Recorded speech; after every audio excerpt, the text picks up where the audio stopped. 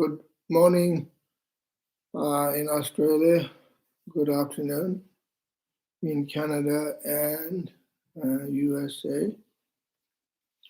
So today, the subject of the meditation and talk is Lam Rim, three opponent powers.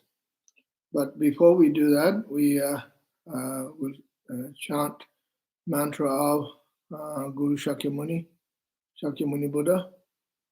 No Muni Muni Maha Muni Soha. Om Muni Muni Maha Muni Soha. Om Muni Muni Maha Muni Soha. Om Muni Muni Maha Muni Soha. Om Muni Muni Maha Muni Soha. Om Muni Muni Maha Muni Soha. Om Muni Muni Maha Muni Soha. Om Muni Muni Maha Muni Soha. Om Muni Muni Maha Muni Soha. Om Muni Muni Maha Muni Soha. Om Muni Muni Maha Muni Soha. Om Muni Muni Maha Muni Soha. Om Muni Muni Maha Muni Soha. Om Muni Muni Maha Muni Soha. Om Muni Muni Maha Muni Soha. Om Muni Muni Maha Muni Soha. Om Muni Muni Maha Muni Soha. Om Muni Muni Maha Muni Soha. Visualization of Shakyamuni Buddha as an object of refuge according the instructions of Lam Rim April. So each time when we meditate on the topic of Lam Rim, we first meditate and visualize Shakyamuni Buddha in front of us, and as the object of refuge, and as the object of power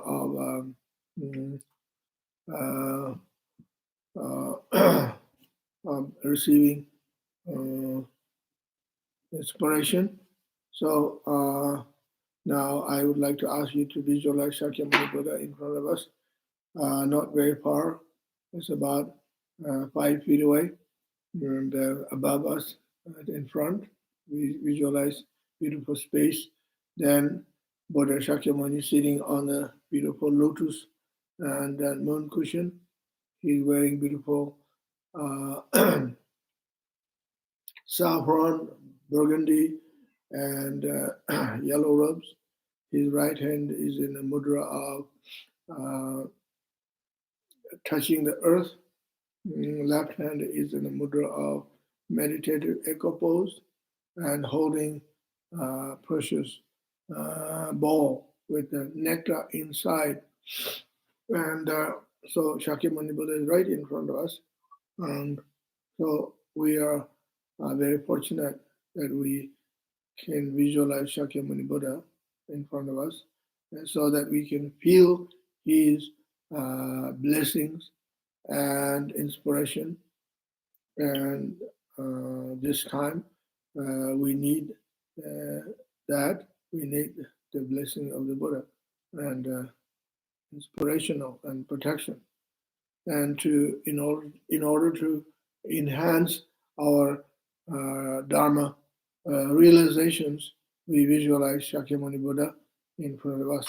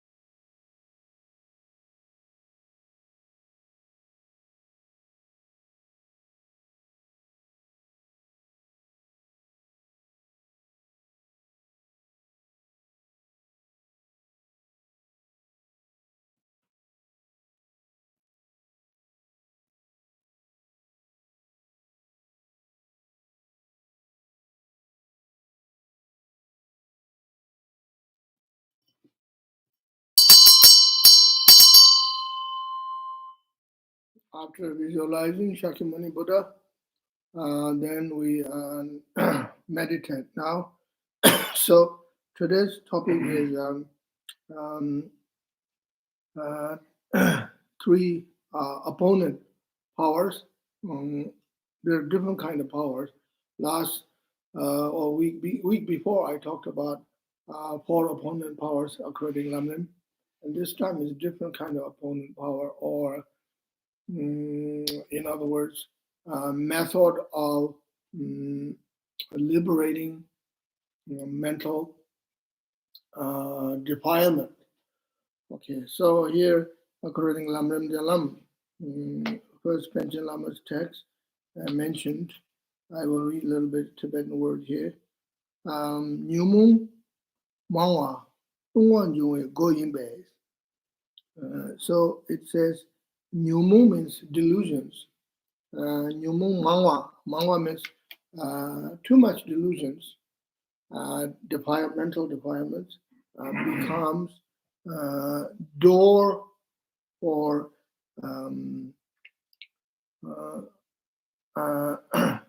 become a door for downfalls, and which means these delusions then become the door to entering into the wrong path, downfalls, and creating further negative mind, and then creating unwholesome karmas, and creating obstacles for one's own mind. So therefore, one need to find a method to prevent the defilement, mental defilements. So there are many defilements, so many delusions, and actually almost countless. And but there are three roots, three main delusions, which are attachment and aggression and ignorance. There's a different way of translating. One type of translation is one way of translating, I should say, passion, aggression, and ignorance. Okay, so passion is the same as a attachment. It depends on how you put it into English word. Passion, and passion could be positive. Passion could be negative. Either way, it could go in either direction. But it's more, I would say, we use the word attachment. So Tibetan word is dochak, attachment, right? So there are different kinds of attachments.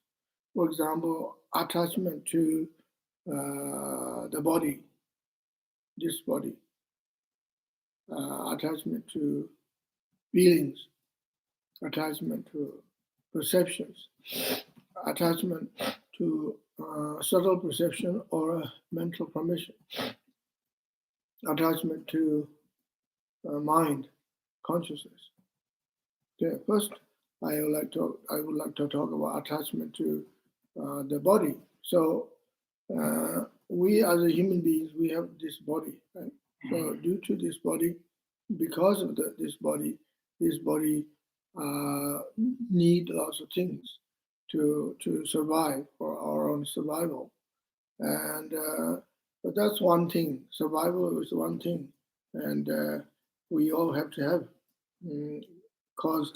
gathering cause and condition, food and shelter and medicine, this and that, for survival. There's nothing wrong with that, and that's necessary. It's good to do that, but then at the same time, attachment is arising, comes in with with our mind, attachment to this body, attachment to this life, attachment to this world, and attachment to oneself, sense of self.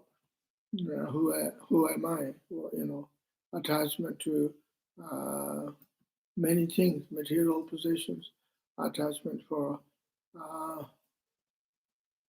comfort, attachment for name, attachment for reputation, attachment for food, attachment for clothing, attachment for friends, attachment to many things, right? Many things. And sometimes you have mild attachment.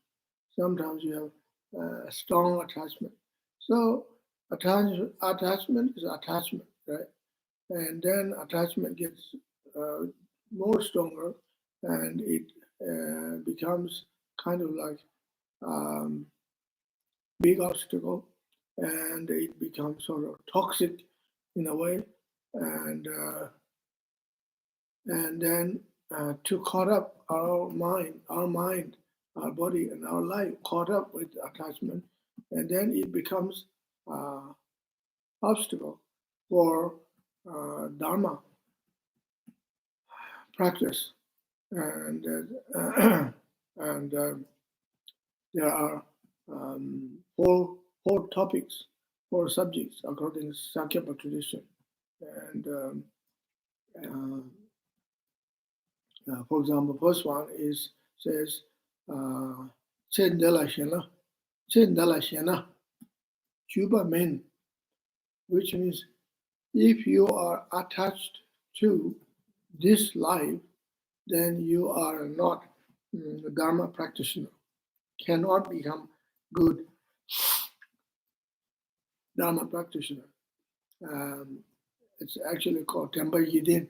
Temba Yidin means basically for mindfulness, according to Sakya tradition. Sakyapa tradition. Sakyabas are the one of the sect of Tibetan Buddhism. So Tsendala Shena Chubamin, which means if you're too attached to this life, this body, this surroundings, you are whatever, and then you are unable to do the practice, Dharma. So because all these attachments becomes distractions, big distractions. And Tibetan word is parche, means obstacles. And so then you could be still Dharma practitioner, but unable to practice properly. And you're thinking, I will practice, but then unable to do the real practice because of attachment, right? And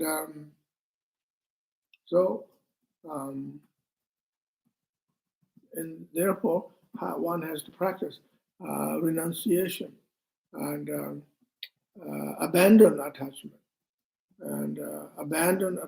to this life as much as possible, and not dwelling and my time and my own life too much into worldly things, worldly phenomena, and devote oneself to Dharma practice. So Chendeleshana Chubame, yeah. So practice renunciation. Now there's many ways, many different methods of renunciation, right? So I won't go into details on renunciation, but this time, so the direct opponent power or method to overcome attachment is meditation on impermanence. Meditation on impermanence of life, meditate on impermanence of phenomena, meditate on impermanence of situation in our life, around our lives, and everything is changing fast, and there is no kind of what do you call it, guarantee. Nowadays, difficult time, and what we call is Nyingmanga in Tibetan word, 5 degenerations, and Kali Yuga, and this is now what global warming, climate change, nuclear age, and so much aggression in the world, and lots of competition, and lots of we are facing many problems like a pandemic, the virus, and so many problems we're all facing. There is no denial. Everybody is facing the same kind of problems, right? So things are changing very fast, rapid changing about shrinking the um, resource like glaciers and melting, water shortage, and drought, and famine, and tsunami, hurricane, and big gap growing between the rich and poor. Rich people getting richer and richer, poor get poorer and poorer. Population getting bigger and bigger, increasing. Desert is growing, forests are shrinking, natural resource shrinking, and sectarian violence, and racial problems, and so many things are uncertain, very uncertain now. And one hand, we have technology, we have a social media, internet, and it's wonderful. And here I am teaching, talking on YouTube and Zoom and so forth. We have a lot of technology, but uh, the technologies can be also misused, a lot of times exploited, and technology and for harming um, the environment, harming society, harming people. So it's very uncertain, right? Uncertain. So this is it means impermanent. One. So then the question arises. Some people, they're kind of pessimistic, right? Very pessimistic. So, well, if everything's changing so fast, things are negative, then what chance we have for survival? What chance we have to develop Dharma realizations, and when shall one will get realizations, or even just escape from samsara, from cycle of suffering, and you know, and that's question arise in our mind. I'm sure it arises in your mind. It arises in my mind time to time. So then I said to myself, well, um, what is going to happening? What's happening right now? What is going to happen in the future is going to happen, right? Happening, and things are happening, things will happen. And, like the pandemic and happened, it's happening. But at the same time, we are finding solutions. And now we've got the vaccines, not only just one vaccine, there's many vaccines, and there's a light end of the tunnel, solutions, right? Then more solution might find, more vaccines or different solutions find, medicine and science and technology, and they could even alert and before disaster strikes on us, and we find solutions. And so the only way for our own survival, everybody else's survival, is keep working together, not to give up, and communicate together, and trying to be positive, and think about we all one, we all one, we all one world, one human race, and we live on this same earth, and we are a global uh, community, world community, right? And so not to give up, and practice. So not to think, well, there is no chance to get realizations. Everything is uncertain, impermanence, right? Um, yeah, and because it is impermanent, therefore it is kind of racing, time of race, and it's impermanent. But because of that, uh, it's better. It's better to um, practice meditation, practice healing, practice opponent powers, and as much as possible, you know, and keep going, keep doing it, whatever. Doesn't matter how much time we got left or how old you are, and and doesn't matter what age, 60 years old, 70 years old, 80 years old, 90 years old. Keep doing something until you go. When you go, then you go, right? And keep studying and keep practicing the Dharma.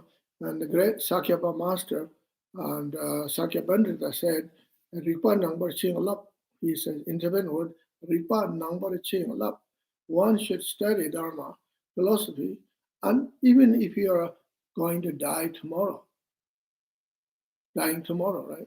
So then question arises when you think, well, what is the use studying philosophy or Dharma if you're going to die tomorrow?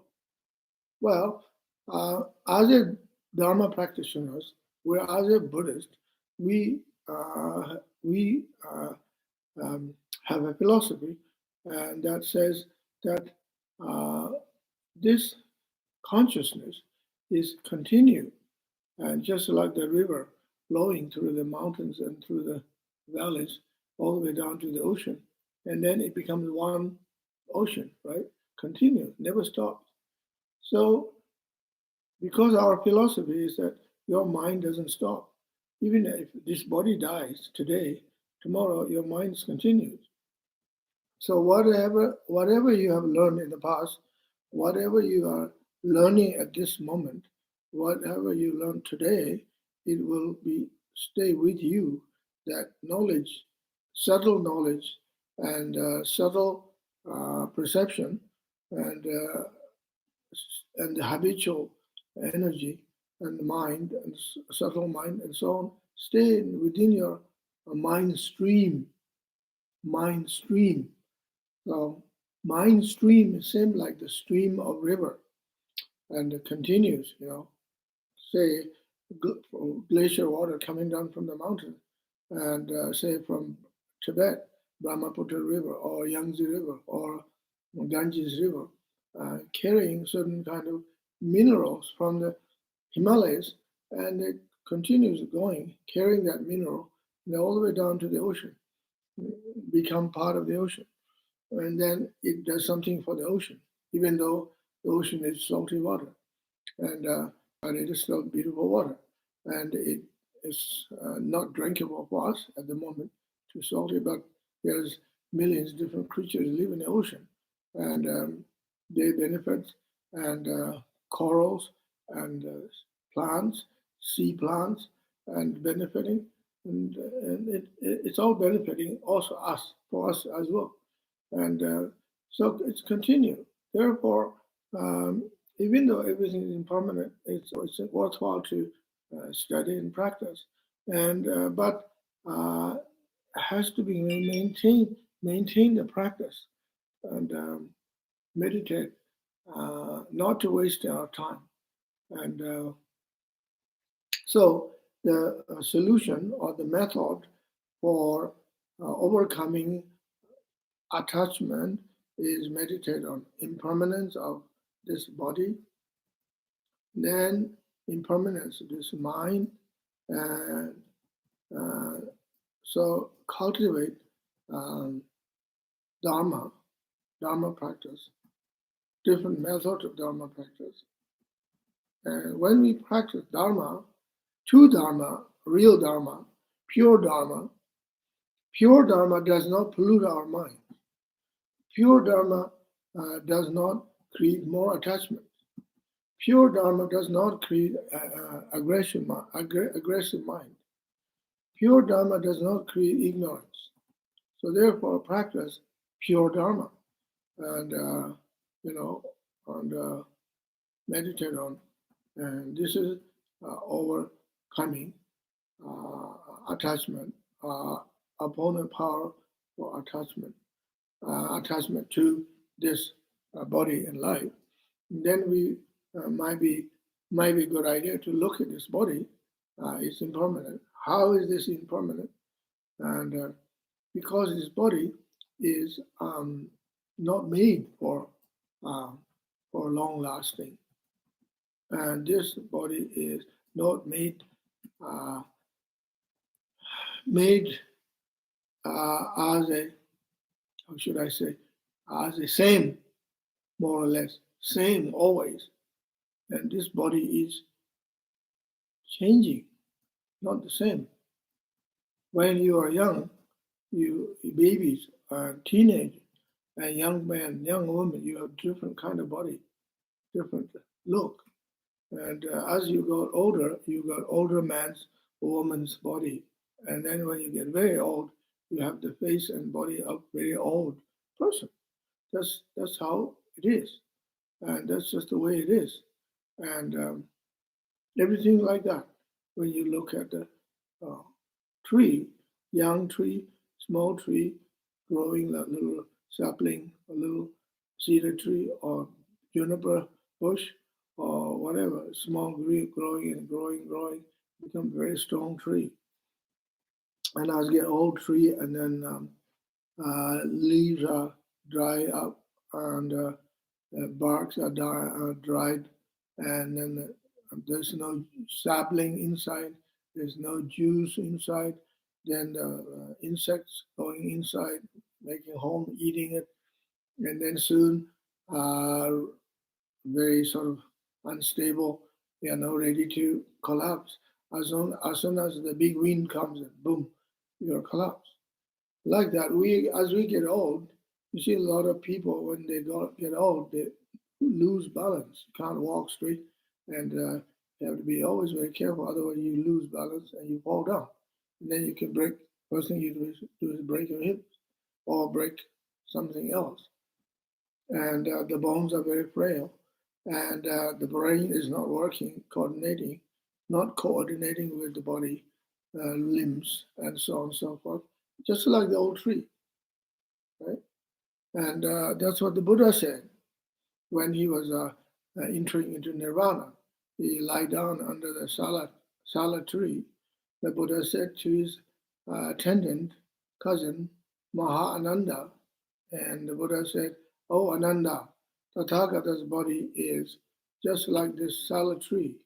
The old sala tree is ready to collapse. Now my body is collapsing. So this body is impermanent. So therefore, not so worth it, not worth, not so worth, not really worthwhile, and or in other words, uh, it is illusion and impermanence. One must not dwelling into the object of attachment. Meditate on the impermanence of the body, and then we can overcome attachment. And method of attachment is uh, developing. Okay, so at this point, I like to lead short meditation on impermanence and opponent power for attachment. So please sit comfortably, and then we do the body scanning. And you look at your body from the top of your head to the face. First, you look at the crown, then face, then your neck, chest, and stomach, arms, and hips, and down to your knees and ankles and foot, toes. Look at the body, and when you look closely to this body is constantly changing, constantly working, and constantly need elements, need support of elements. This body need support of water element. This is why we drink water and juice, tea, coffee, and so on and so on. Support. This body needs support of fire element. This is why we wear clothing. We got central heating. We got base board heating. We have central floor heating, so on and so forth. We close windows and doors, keep warm. This body need fire, support of fire. This body need of support of earth, nutrition, and food. We eat fruits, vegetables, and rice, so on and so forth. This is the support of earth. The food comes from the earth, Mother Earth. So when we are eating the food, we are getting the support of the earth. The body need support of the earth element. Then this body needs support of prana and breath. And this body cannot sustain without breath. And you cannot sustain this body with old breath. Cannot sustain this body with stagnated prana, stagnated chi, and then becomes unhealthy. This is why you need to go outside, breathe, and walk in fresh air, walk along the forest, in the forest, walk along the river, walk up in the mountains, and where there's fresh air. Get out from the city, polluted cities. Get out from the fumes. Go away where there's no fumes. And you need fresh prana support. We need support of the prana for this body. Otherwise, this body is suffering. And likewise, this body need support of consciousness. This body need mind, mental stimulation. And we need stimulating the mind, stimulate the brain. We need to think more a spiritual way. Study, Abhidharma, philosophy, and mental activities. Otherwise, the mind falls asleep. The mind, we lose our memories and mental capacities. And this body, the body need activity of the mind, support of mind. So this body needs support of all the elements: earth, water, fire, wind, and consciousness. 5 elements the body needs. We constantly, day and night, and otherwise the body will suffer. So therefore, this body is impermanent, right? Impermanent. So let's meditate on impermanence of this body. We look at from the top of your head to the bottom of your feet, see what this body is need, and all these elements. Otherwise, this body will gradually suffer and cannot sustain itself. So therefore, you can't really have attachment to this body, saying my body is the best body. And it's like saying my child is my child, best child, kind of like that. My car is the best car. My house is the best house. My country is the best country. And my race is the best race. And that's ridiculous and totally nonsense. And what is the best one? And everything is interconnected. So this body is interdependent, and impermanence. Therefore, how can I attach to this body, saying this body is that, this, holding onto this body? It's illusion. You can't hold on to this body. And the body need all the support on constantly. And therefore, one must recognize this body is impermanent. Impermanent. It change. It will. You can't have attachment to. Attachment is grasping. Attachment is grasping. Attachment means clinging. Clinging something you can't really cling. You grasping something you can't grasping. The more you grasping, it will just fall apart. It's like you're holding the egg inside your hand. You press too hard, it breaks.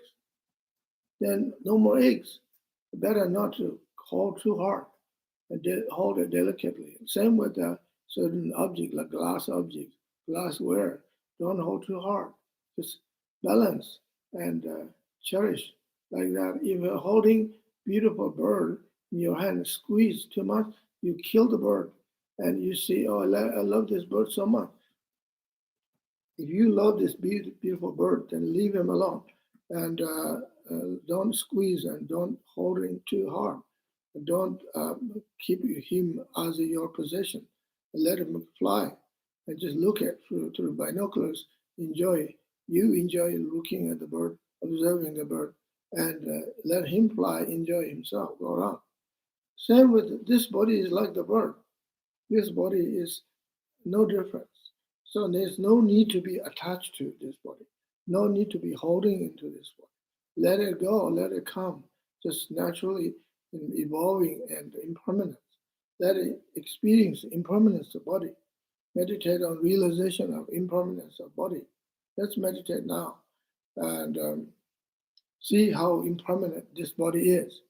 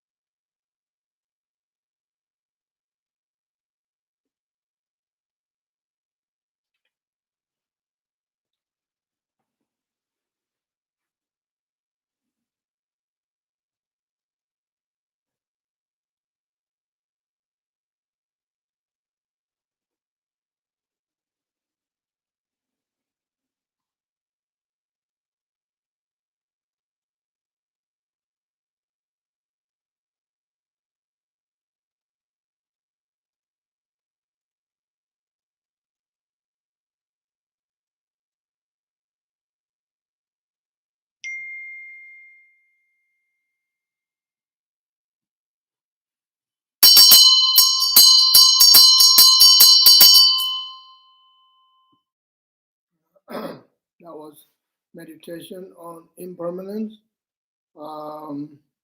opponent power for attachment, and I hope that meditation was a good one and useful for you.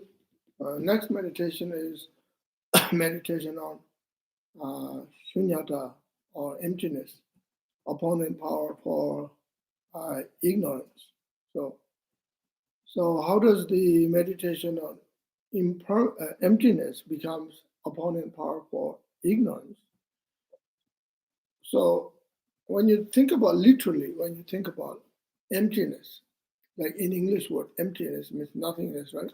So when you meditate on nothingness, how does it become opponent power for ignorance? It does sound a little bit funny, right? A little bit, not funny, but sound a bit odd.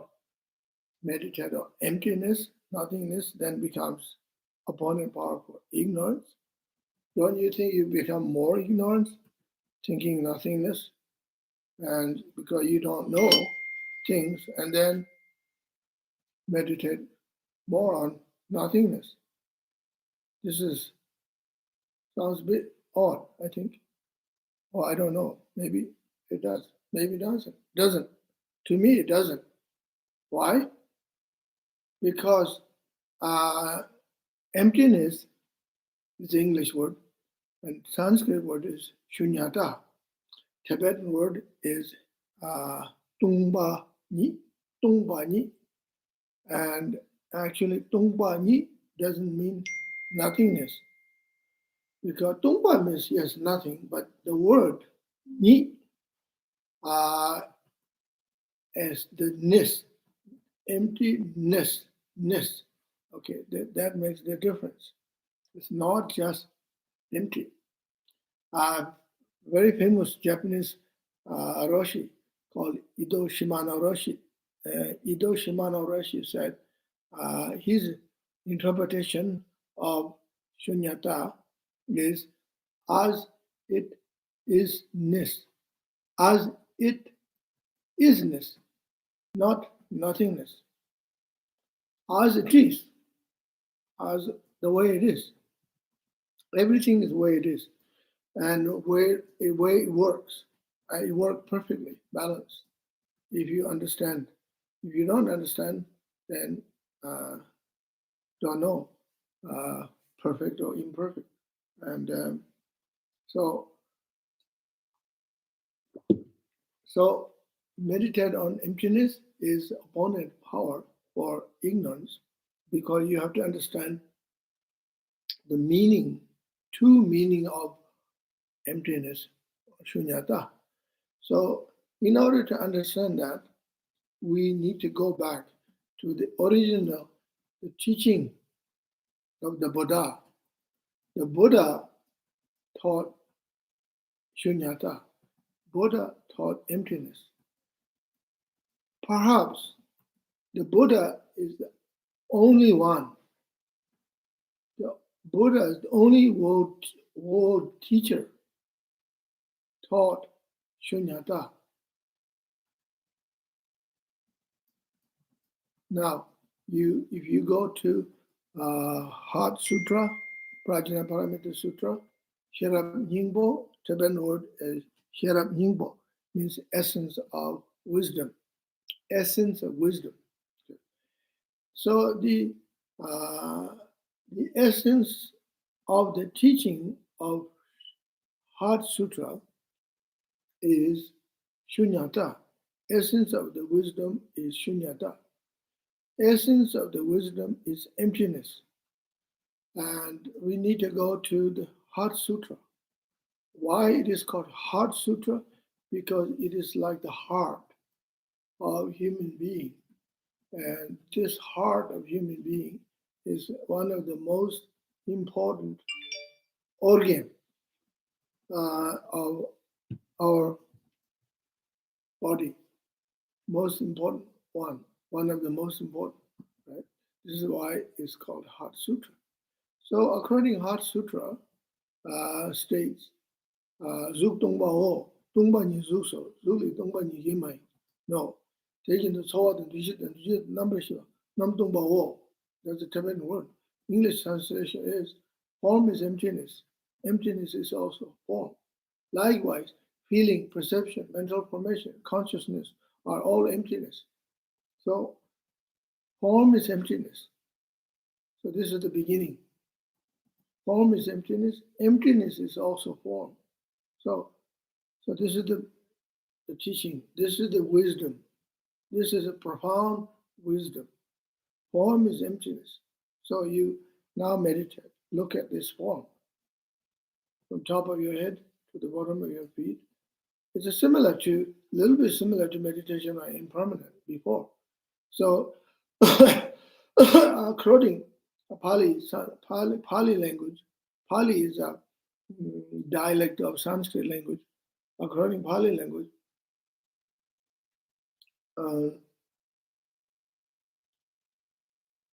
anicca,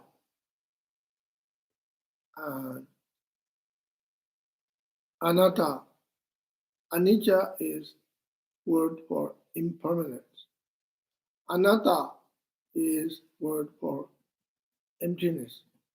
Okay, so they're similar, close, some level. So now form is emptiness. The Buddha said form is emptiness. This physical form of ours, and in one sense, when you look at, it doesn't seem like empty.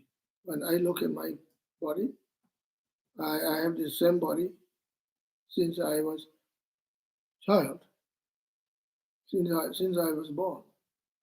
And I can see my face. I can recognize myself. My friends, other people can recognize me. Say, here is Rinpoche, here is Zasep Rinpoche. You can recognize me looking at on YouTube or in Zoom, or nowadays they have technology called photo recognition, right? And advanced technology, and Facebook, or what do you call them? Selfie, and take a picture of yourself. So this is my body and my form, but it's not the same form. Since I was baby, since I was teenage, since I was young man, and so on, so not the same. Always changed already so many times, thousands times, hundreds, thousands times. My body is changed so many times. And now look at myself. I see myself old man. I see myself old lama. Depends on how polite you want to be. If you want to be polite, you are a beautiful lama, you are a holy lama, you are reverend, you are right reverend, most venerable, and he's eminence, whatever, all those kind of Western terms. Or we have in Tibetan word Rinpoche, Kusho, and this and that, and almost word Jebje, and this and that, all kinds of words, just a bunch of words, right? And I'm different, not the same. And right this very moment, I'm changing, and it will keep changing day and night. Same, everybody, all of you, myself, everybody, we're the same. We're in the same boat. We're in the all same boat of wheel of life, going round and round the cycle, from birth to aging and old age and sickness and death, and born again, birth again, go on. So it's impermanence and emptiness. This is why the Buddha said form is emptiness, because this form does not exist by itself. This form does not exist inherently. Inherent. What is inherent? In Tibetan word is Tibetan word for inherent is rangjin jatupa. Rangjin jatupa means naturally existing, arising by itself, all by itself alone. There is no such thing. naturally arising by itself, existing by itself alone. It does not exist. As I said before, during the meditation on impermanence, this body is totally, constantly dependent on the elements: earth, water, fire, wind, and consciousness, prana, and so on. So it doesn't exist by itself, doesn't exist inherently.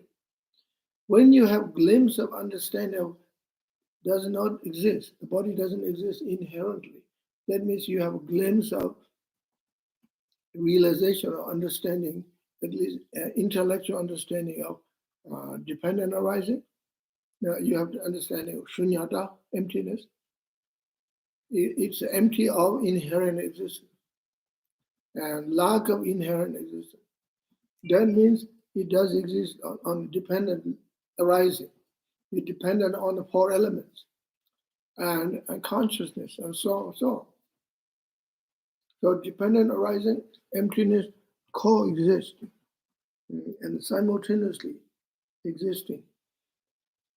And this is the meaning of form. Is the Buddha said in the Heart Sutra, form is emptiness. This form is empty, doesn't exist inherently the way it is. Does not mean this form is not a form. Does not mean we are hallucinating ourselves, and does not mean we live in some kind of dream world and like sleepwalking. And we're not rejecting this body at all. Balance has to understand balance approach. So form is emptiness, and emptiness is also form. Emptiness. Now, how does it work? What does that mean? Emptiness is form, because the concept of emptiness, it comes from the form. Feelings, perception, mental formation, consciousness. Without the consciousness, there is no concept of form. And emptiness is form. So the emptiness of form is concept of form. Emptiness of form is concept of form. Concept of form is emptiness. Form is emptiness. Emptiness and of form and form are codependent. Emptiness of form and form are codependent. For that reason, the emptiness is also form. Without emptiness of form, there is no form. Without form, there's no emptiness of form, are one. So therefore, emptiness is also form. Because of emptiness, you have form. Because of emptiness, form arises from out of nowhere. And look at the empty sky, suddenly clouds appeared. Suddenly aeroplane flying by.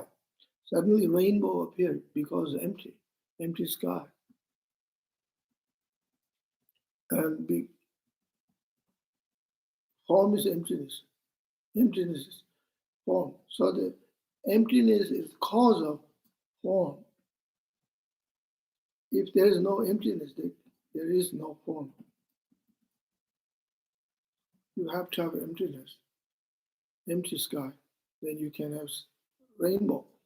You can have day, night, sun, moon, stars, and night. You have all that. So emptiness and form are interdependent. So when we meditate on this way, in this way, intellectual way, rational thinking, we do this kind of meditation. This meditation is called analytical meditation. In Tibetan word we call jegum, jegum, jeba chenegum, jegum. Jogum means single pointedness meditation. Jog means you just leave it there and meditate on that. Jogam is, there's another word, Tibetan word, jogbo. Jogbo means fast. That's not the meaning. Jog means you leave it here, stop, analyze, meditate. That's called single pointedness meditation. Analytical meditation is the one I'm just talking. So you analyze. You need to do analyze first. And this is a very special specialty of Lama Tsongkhapa. Lama Tsongkhapa and his tradition is tradition of Chandakirti. His tradition is tradition of philosophical tradition of Nagarjuna. And one must do first analytical meditation, analyze. And then you get the wisdom of thinking, wisdom of analytical mind. And then you can get rid of the ignorance, and so that your analytical meditation becomes opponent power, antidote for ignorance, and the solution for ignorance. It becomes a method for ignorance. And then we get rid of ignorance. We liberate ourselves from ignorance. And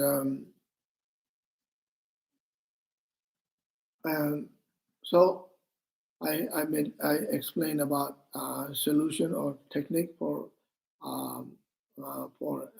attachment, which is meditation on emptiness. Now I just explained the meditation on shunyata, which is the opponent power or method of for overcoming ignorance. So this time we should have, now we got about 10 minutes, and we'll have time for question and answer. If you have any question on meditation on impermanence or emptiness or anything else, you are most welcome.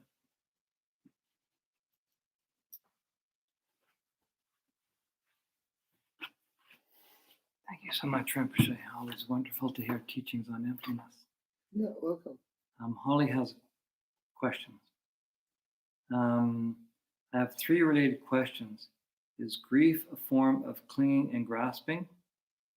And then, what is the best antidote for grief? And is it meditation on emptiness? So, first question is grief. It's all about grief, right? It's all about grief. So, is the antidote for grief? Say again? So, is grief a form of clinging and grasping?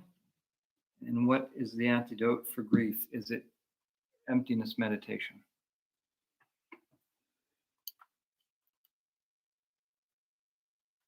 Well, I would say grief.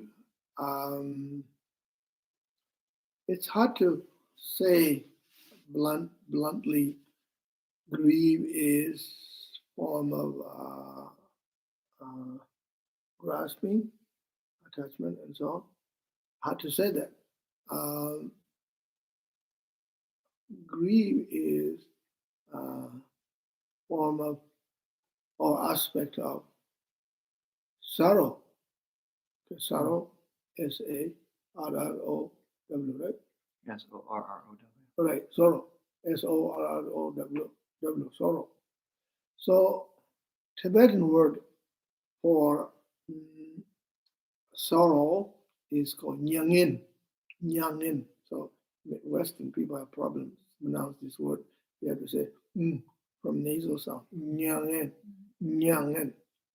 A little bit like a French word. And nyangin.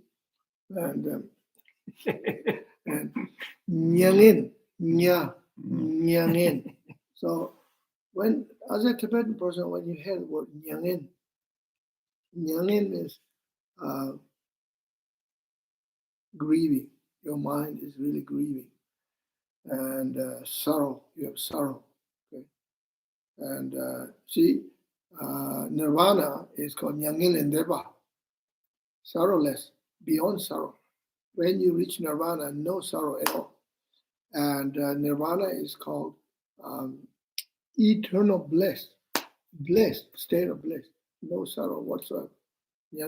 So grief is sorrow, and it is hard to say it's grasping. It can be grasping. Could be, what's the other word? Grasping and Clinging. yeah, could be clinging, could be grasping, but see, clinging is like you wanting this thing, you holding this dorje in your hand. It's my dorje, my dorje. I want my dorje. That's clinging. And I won't leave this dorje on the table. I'm holding this dorje in my hand 24 hours. When I go to bed with this dorje. That kind of mind is clinging. This kind of mind is a grasping, holding into your hand or holding into your mind, holding at your heart. That's grasping. So grieving is just sorrow. Sorrow means suffering. You're just suffering, pure suffering. That's it, pure suffering. So grieving. And so Western psychology says you have to grieve. I agree with that. I do agree with that. But what happens usually people go through shock first, and then you grieve. And first, when you lose your dear ones, you first go into shock, right? And you have a hard time believe this, what happened, or you had involved in an accident. You say you lost your one of your arms, or legs, or whatever, something smashed, and you first go into a shock, right? How could this happen to me?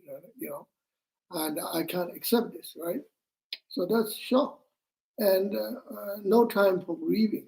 You're not grieving yet, and and then at some point the shock is over. You say, well, I'm not shocked now because I'm familiar with this pain. I know what I can accept. I lost my arm, whatever, right? I lost my family, friends, whatever. So then you start grieving, suffering, and pain, mentally suffering, sorrow, right? So, and some people don't want to sorrow, go through grieving, and they trying to avoid grieving, distracting themselves, doing something always busy, busy, busy, busy, doing something. And some people do that with even Dharma practice, like you go and do some kind of Dharma activities, you don't want to grieve, you don't want to, just sort of avoiding, escaping, trying to escape from grieving, because grieving is painful, painful. So, but then you will suffer a lot more if you don't grieve. And so you, according to Western psychology, says, if I'm right, and you have to grieve. And I agree with that. You grieve, but you don't have to grieve forever and ever. You grieve, then you get it over, right? I know there are some people, they take a long time to get over the grief, right? And they kind of want to live with the grief. They feel like they deserve to live with grief. If you don't grieve, that you are dishonoring the person who died, or like you're beating yourself to keep beating your chest. Like certain religious groups, they do that. They keep beating it until you bleed, and you're blaming yourself. I don't think it's fair that you're blaming yourself. I don't think you're responsible, and you're not responsible. And but I don't know. I don't want to argue, debate with those kind of philosophy, or not philosophy, that tradition. That's their trip, and not my trip. And and so you need to get over grief at some point. Otherwise, you suffer too much. And so you have to get it over your sorrow. Otherwise, you never reach nirvana. You won't reach liberation. Keep sorrow, suffering. So, according traditional Chinese medicine says, um, if you are grieving, if you have too much sorrow, then your lung will collapse. Your lung will suffer. Some people who have lung issues, that's sign of because you are sorrow. You have too much sorrow. That's why you have lung issues. Or yeah, that could be one of the reasons. Not necessarily always. People have lung problems because of pollutions, or something else happened. So anyway, grief is, so now what's the question is the antidote? Yeah. What is the antidote for grief? Well, the antidote for grief is you have to get it over. You have to say, I'm not going to grieve anymore. It doesn't do any good anymore. It's not my fault. I don't want to be grieving. I don't want to feel guilty myself. It's impermanence. It's part of life. I have to move on my life. So make myself feel better. If I feel better and happier, then the person that I lost, my husband or children, whoever, they feel better. If I'm grieving here, they feel sad. Wherever they are, they're looking down at you. You are grieving. And then they will grieve. And then vicious cycle, no end of grieving going around in a circle. Right? It's like story is Mahasiddha Kukurepa. His name is Kukurepa, man who loves the dogs. He had so many dogs. Then he died. He went to the Buddha land. And he's an enlightened person, right? So he looked down to the earth. He see his dogs are suffering, crying, grieving. And they're just dogs. The dogs are dogs. What else they know? And dogs are very emotional.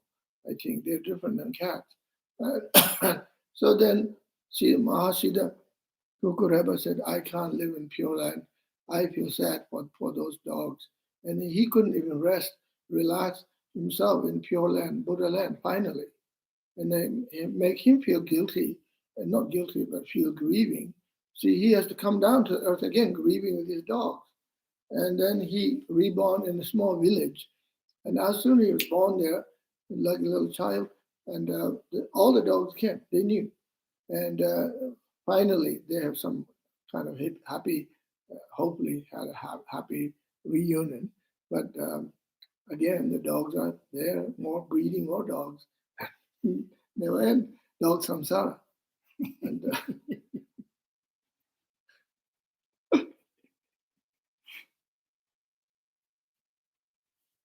Thank you, Rinpoche. Natasha asks, is fear considered a defilement? And if it is, what is the antidote for it? Fear? Fear. Yeah. Is it a defilement? Fear is defilement. Fear, yes, defilement. A Tibetan word fear is called jigpa, defilement. Why it is defilement? Because when you have fear, then again, it suffering. It is suffering. Fear is suffering. Like, for example, fear of getting COVID, fear of getting virus. That's suffering, right? And some people have too much fear, and some people don't have much fear. I have a friend. He says, "If I get it, I get it. If I don't get it, I don't get it." I said, "Come on, don't say that. You have to make sure that you don't get it, and you shouldn't get that one. But if you get it, then you might give it to somebody else. You have to stop it." And so the fear is defilement. So the question is how to get over the fear. Mm-hmm. Yeah. So then, get over the fear is to again meditate on shunyata, meditate on emptiness of self, and then it will help you to overcome fear. And then the other thing is there are, according to Vajrayana tradition, we have healing practice method called Tara practice. If you practice Tara, you can overcome all the fears. According to Tara teaching, there are 8 different kinds of fears. Okay, fears. And you practice Tara, say Tara mantras, Tara sadhana, you can get rid of all the fears one by one. Fear of attachment, fear of anger, fear of ignorance, fear of doubt, fear of jealousy, fear of lack of confidence, fear of not trusting yourself, fear of somebody else hurt you, fear of somebody else, sabotaging you or destroy you, this and that, fear of natural disaster, fear of disease, and all kinds of fears. You can overcome all these fears by practicing Tara sadhana, Tara mantras. Wonderful, thank you. No other questions? No other questions. Good. All right. Well, it's already 3:30. Okay. Thank you very much, and all the best. See you next Sunday. Thank you, Rinpoche.